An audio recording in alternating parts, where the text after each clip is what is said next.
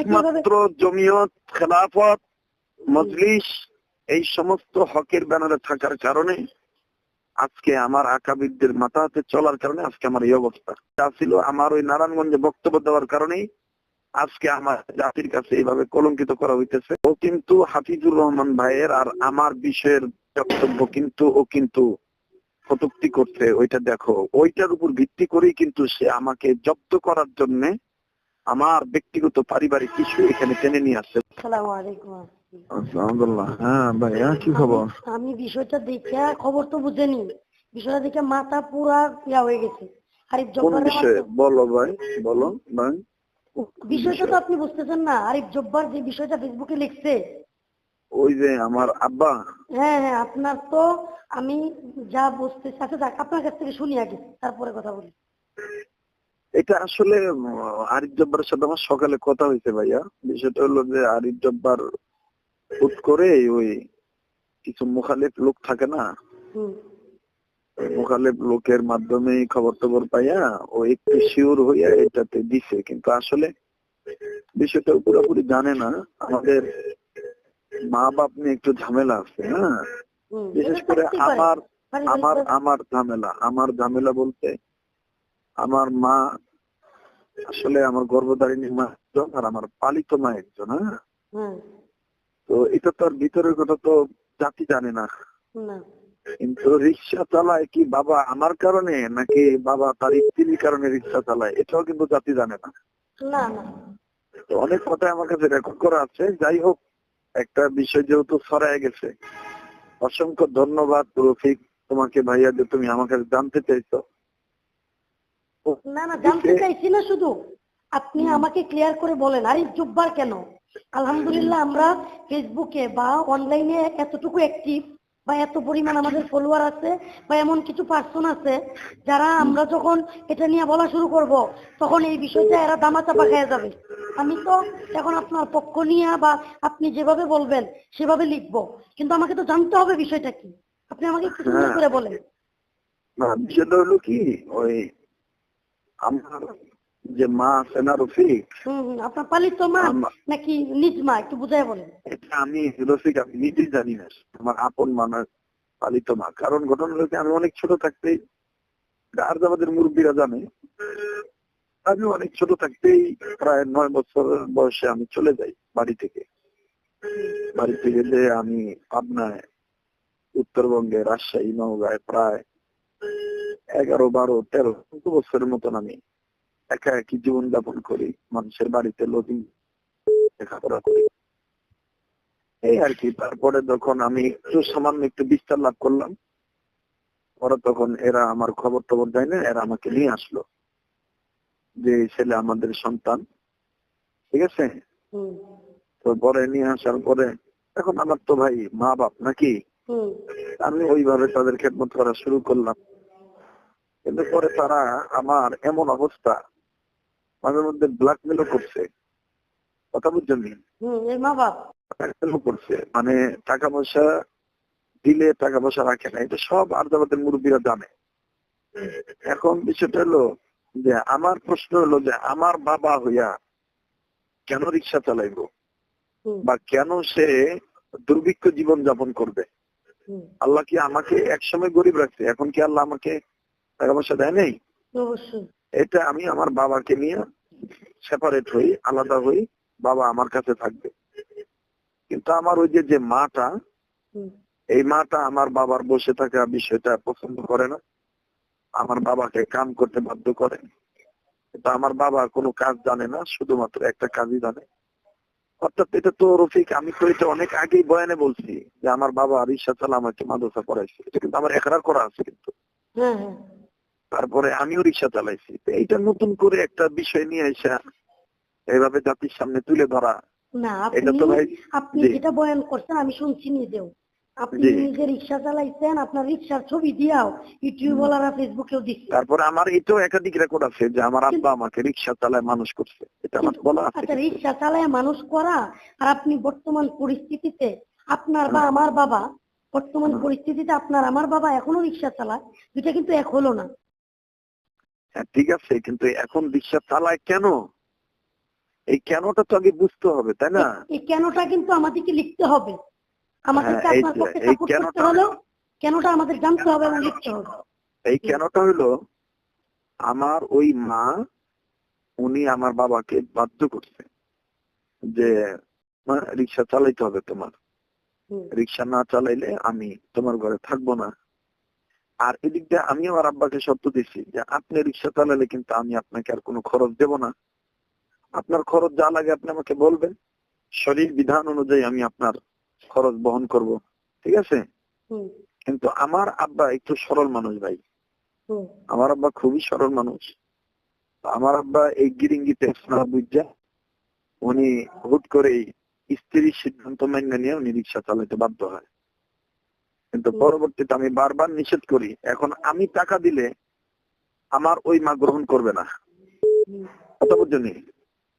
আমি টাকা দিলে আমার ওই বাবাকে প্রেশার দেয় যে আমি ওই ওর টাকা খাবো না, তোমার রিক্সা টাকাটা খাবো, কথাটা বুঝছো? এখন উনি আমার আপনার মা, আপনি টাকা দিলে আপনার বাবা গ্রহণ করবে না নাকি মা?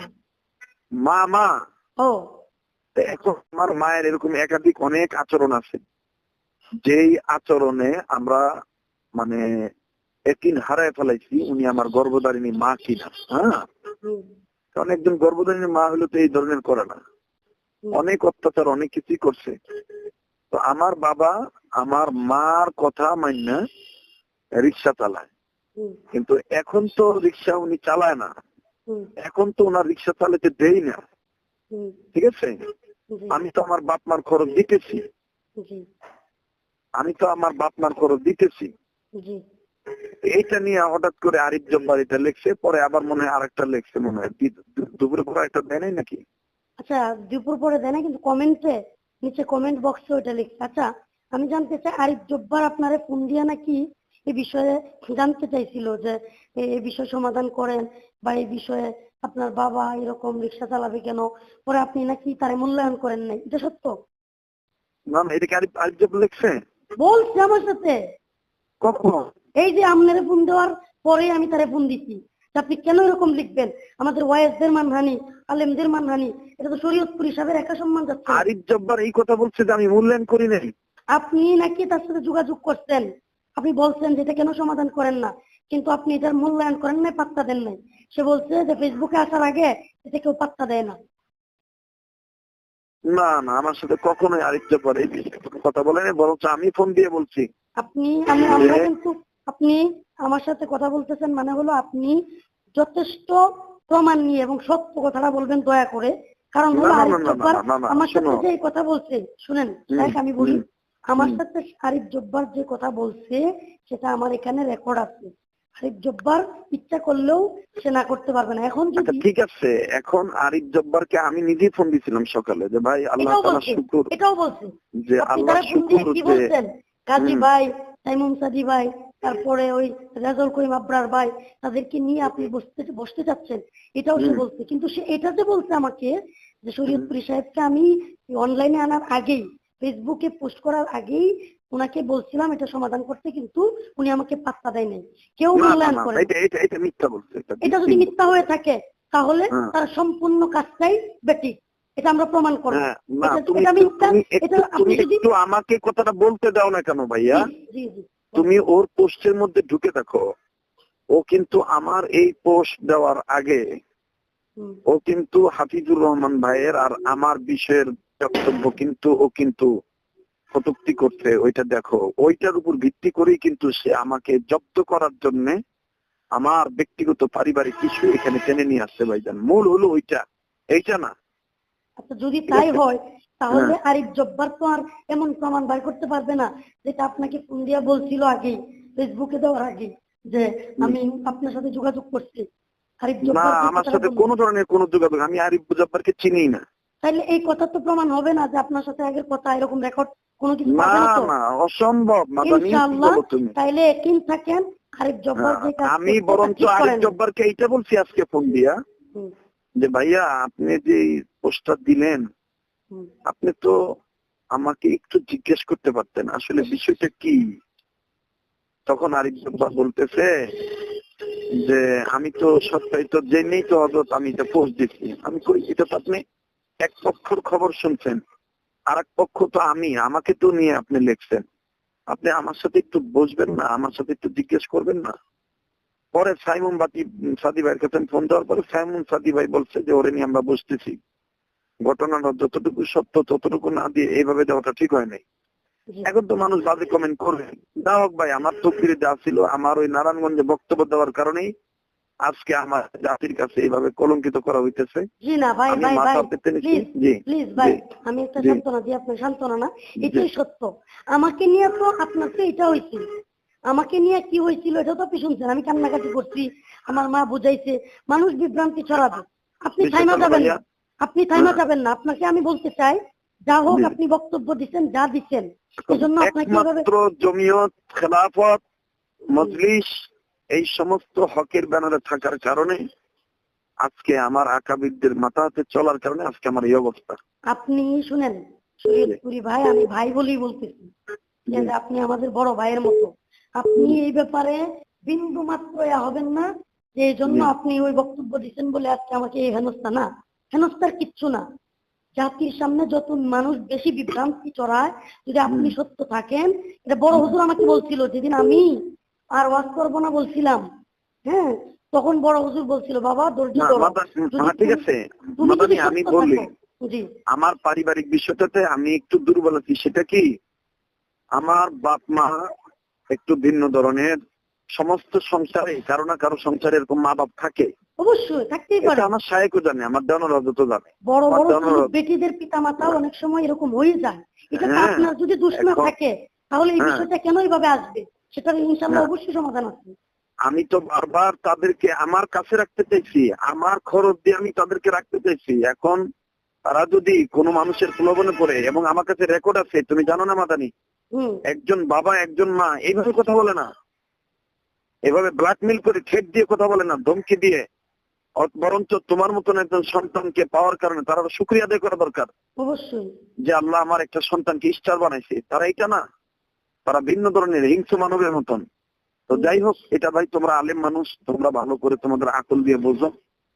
এটা আরিফ জব্বার যা বলছে, যে আমার সাথে যোগাযোগ করে ফেসবুকে দিচ্ছে, এটা মিথ্যা বলছে, অসত্য। আমার যদি সাথে কোনোদিন কোনো যোগাযোগ করে নাই। আপনি আরিফ জব্বার যা লিখছে জি সব সত্য, আমি মাইনা নিলাম। গাজী ইয়াকুব মাইনা নিল, সাইমন সাদি মাইনা নিল, খালিদ সাইফুল্লাহ আইয়ুবী মাইনা নিল, মাওলানা মামুনুল হক সাহেব হুজুর মাইনা নিল। কিন্তু আরিফ জব্বার আপনার সাথে যোগাযোগ না করে, বিষয়টা আপনাকে জি না জানায় ফেসবুকে লিখছে, এটা সত্য হুম। কি না? হ্যাঁ এটা এটা তো, সত্য, এটা যদি সত্য, এটা আমার সাথে সত্য কোনো হয়, যোগাযোগ করে নাই। এটা সত্য হয়, তাহলে সে সম্পূর্ণ বিষয়টা যা লিখছে ঠিক হলেও এভাবে লেখাটা ঠিক হয় নাই, সেটা আমরা বলতে পারি। তো একটা শেষ আপনাকে কথা বলবো, যদি আপনি যেগুলো এতক্ষণ বলছেন এগুলো যদি সত্য হয়ে থাকে, ইনশাল্লাহ আমরা বিশ্বাস করি সত্য। আপনার বাবা মা এরকম এরকম করছে, আপনি চলে গিয়েছিলেন পাবনায় ছোটবেলায়, তখন জি সেখানে গিয়ে লেখাপড়া করছেন, জি এরপরে আসছেন তাদের কাছে, তারা নিয়ে আসছে, তারপরে জি আপনি তাদের আচরণে আরো কষ্ট পাইছেন, তাদেরকে কাছে রাখতে চাইছেন, কিন্তু আপনাকে আপনার মা একটু অসৎ আচরণ করছে, বা যে আচরণটা বলার মতো না, মায়ের পক্ষ থেকে পাওয়া যায় না এমন জি আচরণ পাইছেন, তো আপনার বাবা সরল, এই তো আপনার বক্তব্য। জি তাহলে এটা যদি আপনার বক্তব্য হয়, আর এই জব্বার যে কথাগুলো বলছে এগুলো নিয়ে আপনার সাথে আগে বসা উচিত ছিল, কথা বলা উচিত ছিল। সেজন্য জি আমি আরিফ জব্বারের সাথে একটু রাগারাগিও করছি। যেমন সে আমারে জি কইতেছে যে আপনি রাগারাগি করেন কেন? ঠিক ভাই, আমরা শরীয়তপুরি সাহেবের সাথে আমি যোগাযোগ করেছিলাম, কিন্তু পাত্তাই দেয় নাই উনি। এখন এগুলো অনলাইনে আসলেই পাত্তা দেয়। এখন পাত্তা পাওয়ার জন্য যদি একজন আলেমকে, একজন দেশের সর্বোচ্চ পর্যায়ের একজন ওয়াইজ আলোচককে এরকম হেনস্থা করা হয়, তাহলে আমাদের আমাদের ব্যক্তিত্ব বা আমাদের নিজেদের অস্তিত্ব কিছুই থাকে না, মানে সম্মান ইজ্জত কিচ্ছু থাকে না। সে জায়গায় আমরা কষ্ট পাইছি বলেই আমার কথা হলো বিচার হবে। একজন আলেমের বিচার নাকি আল্লাহ তাআলাও করবেন একটু লুকায় হারালে, মানুষের সামনে না। তাহলে এইভাবে ওনাকে এইভাবে টাই নাই না এই বিষয়টাতে। আচ্ছা যাক, আপনি এই কথাগুলো শুনে আমার ভালো লাগলো। আপনি বড় হুজুর আমাকে যে কথা বলছিল ফোন দিয়া, যে বাবা যদি তোমার কথা সঠিক থাকে ধৈর্য ধরো, লক্ষ লোক তোমার বিরুদ্ধে বললেও তারা যদি বেঠিক থাকে, তাহলে তুমি সত্য প্রমাণিত হবে। তাহলে আপনাকেও আমি সেই কথাটাই বলবো, ধৈর্য ধরেন, ইনশাল্লাহ কিছুই হয়নি। মাদানি, জি আমি আমার আব্বাকে, তুমি এটা বলতে পারো না, আমি আমার আব্বাকে আমার কাছে আনতেছি। জানি না তোমার কোথায় প্রোগ্রাম, কোথায় তোমার ব্যস্ততা। আমার আজকে কোনো তো, প্রোগ্রামই নাই। আজকের হুম, প্রোগ্রাম ছিল মাধবদী, আজকের হুম। প্রোগ্রাম প্রশাসন বাতিল করে দিচ্ছে। এখন তুমি কোথায় আছো? আমি নেত্রকোনাতে আছি, আমার মাহফিল হলোই আছে। ওই এখন মাহফিল নাই, আমার যে 14 জানুয়ারি একটা মাহফিল করতেছি, তপনগরী সাহেব হুজুর থাকবে, মামুন সাহেব, আইবি সাহেব সবাই থাকবে। আমার নেত্রকোনা জেলায় বিশাল বড় প্রোগ্রাম, সিবি সাহেব থাকবে, তারপরে জুনাইদ আল্লাহ সাহেব থাকবে। ওই প্রোগ্রাম নিয়ে একটু ব্যস্ত, মিটিং করতেছি আমি প্রশাসনের আমার লোকজন। এখানে কিন্তু 16ই জানুয়ারিতে প্রোগ্রাম। আমার আমার সাইনবোর্ডে মাহমুদপুর তালিমুৎসন্ন, হ্যাঁ। বুঝছি বুঝছি।